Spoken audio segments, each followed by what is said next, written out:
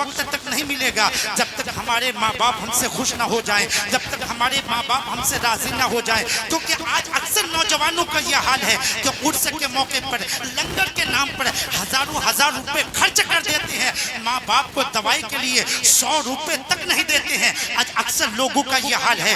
लोगों याद रखना, जो लोग अपने माँ बाप का ख्याल नहीं,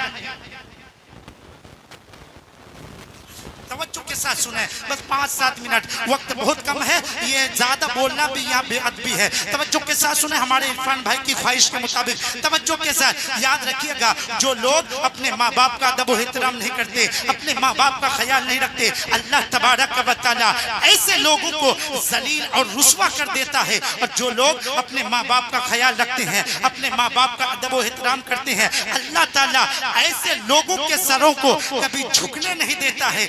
इसलिए लोगों, इज्जत चाहते हो, कामयाबी चाहते हो, तो माँ बाप का ख्याल रखो, माँ बाप की कदर करो। माँ बाप अगर नाराज हो गए तो कहीं का भी नहीं रहोगे। माँ बाप का इतना बड़ा मकाम और मर्तबा है कि अल्लाह तबारक व तआला ने अपनी इबादत के बाद माँ बाप की खिदमत करने का हुक्म दिया। खुदा के बाद करो शुक्र, माँ बाप का लोगो ज़बान से उफ न कहो, चाहे लाखों गिला लोगो। मेरे अजीज मेरे प्यारे, अल्लाह तबारक व तआला कुरान पाक में इरशाद फरमाता है, वबिल वालिदैन एहसाना, माँ बाप के साथ एहसान करो। याद रखना, एक है एहसान और एक है बदला।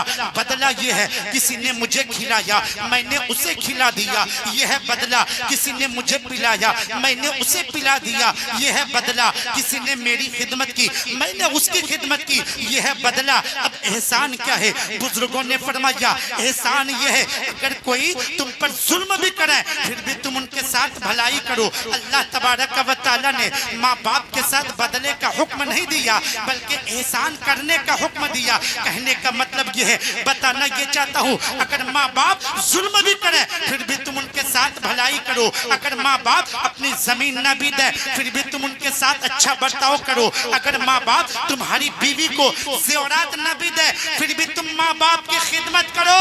तुम्हारी बीवी और बच्चे अगर कहे कि तुम्हारे माँ बाप ने हमें तो कुछ भी नहीं दिया, तो उसे कह देना उन्होंने जो कुछ किया उसका हिसाब उन्हें देना है। मैं जो कर रहा हूँ ये मुझे कुरान पाक ने करने के लिए कहा है, ताकि लोगों को पता चल जाए कि खैर की तालीम कुछ और है, इस्लाम की तालीम कुछ और है। इस्लाम की तालीम सुनो लोगों।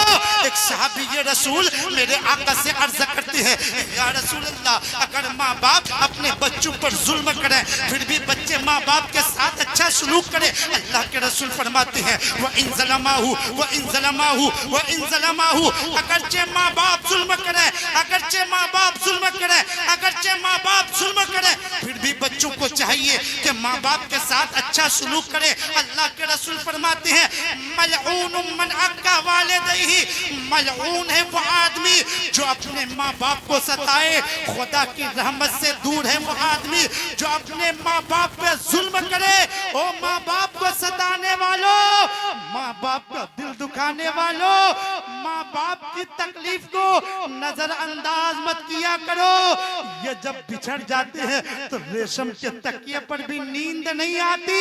एक जुमला तख्तिये दिल पर नोट कर लीजिएगा, बगैर लालच के अगर कोई जात इस दुनिया में तुमसे मोहब्बत करती है तो वो जात है माँ। अरे माँ वो है जब तू पेट में होता है तो अपने खून के कतरात को पिलाती है, और जब पेट से बाहर आता है तो अपने दूध के कतरात को पिलाती है।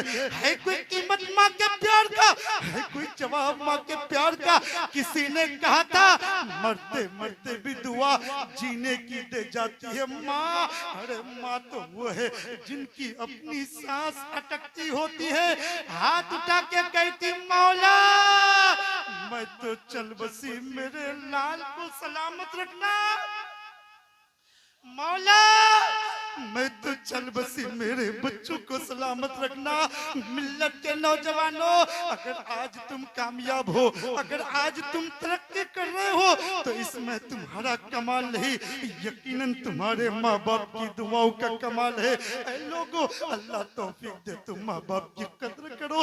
ये चले गए तो फिर नजर नहीं आते।